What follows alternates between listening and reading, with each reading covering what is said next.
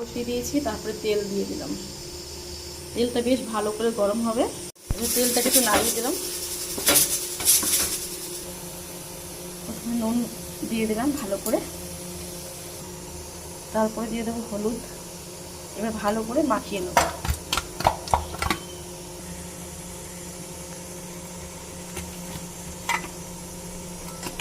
সুন্দর করে মাছটাকে নুন হলুদ মাখিয়ে নিলাম। এবার আমি সুন্দর করে ভেজে নেব। তেলটা কিন্তু একদম গরম হয়ে গেছে। এবার আমি মাছগুলো দিয়ে ভেজে নেব।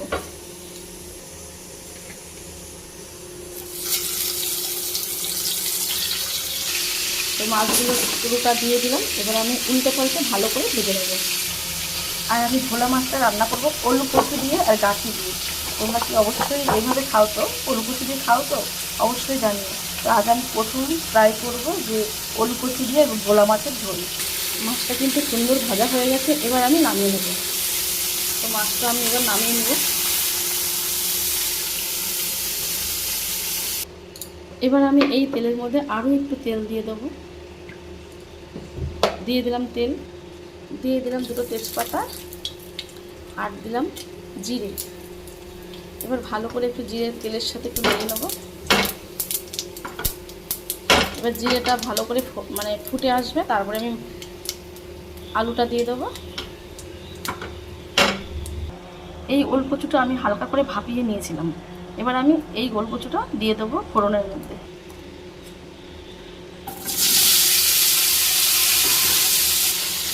এবার আমি ভালো করে একটু নেড়ে চেড়ে নেব।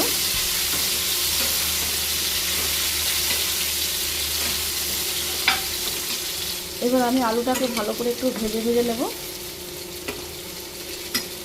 আর আমি একটু ঢাকাও দিয়ে দেবো।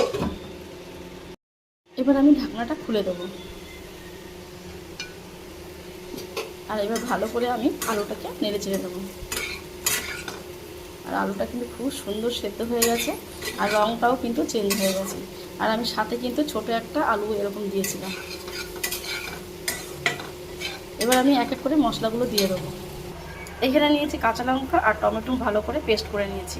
এটা আমি দিয়ে দেবো।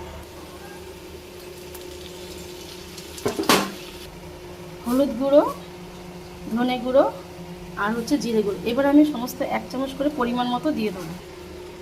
সমস্ত মশলাগুলো দিয়ে দিয়েছি। এবার আমি ভালো করে কষিয়ে নেব।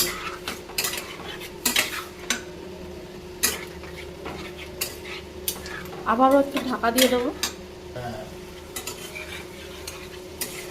ভালো করে কিন্তু কষিয়ে নিতে হবে যতক্ষণ না তেল ছেড়ে দিচ্ছে। আর হ্যাঁ বন্ধু, এইরকম কড়াইতে রান্না করলে কিন্তু খুব কম তেল লাগে। তো আমি এবার একটু ঢাকা দিয়ে রান্নাটা করে নেব। ঢাকাটা দিয়ে দিলাম। তো দেখো মশলাটা কিন্তু একদম আলুর সাথে কষে গেছে। এবার আমি কিন্তু পরিমাণ মতন জল দিয়ে দেবো। এবার আমি দিয়ে দেবো জল। জলটা একটু বেশিই দেবো, কারণ যেহেতু কচু আছে, ওল কচু, নাহলে তো জলটা তো পুরো টেনে যাবে। এবার আমি ঝোলটার ফোটার অপেক্ষায় থাকবো। ঝোলটা কিন্তু ফুটে গেছে। এবার আমি ঢাকনাটা নামিয়ে নেব। এবার ভেজে রাখা মাছগুলো দিয়ে দেবো। মাছগুলো দিয়ে দিয়েছি। এবার বেশ সুন্দর করে ফুটে উঠেছে। এবার আমি তারপরে কিন্তু একটু ধনেপাতা ছড়িয়ে দিয়ে ভালো করে নামিয়ে, এবার কিন্তু আমি ধনেপাতা দিয়ে নামিয়ে নেব। বন্ধুরা, এরকম রেসিপি তোমাদের যদি ভালো লাগে তোমরা বাড়িতে অবশ্যই একবার ট্রাই করবে।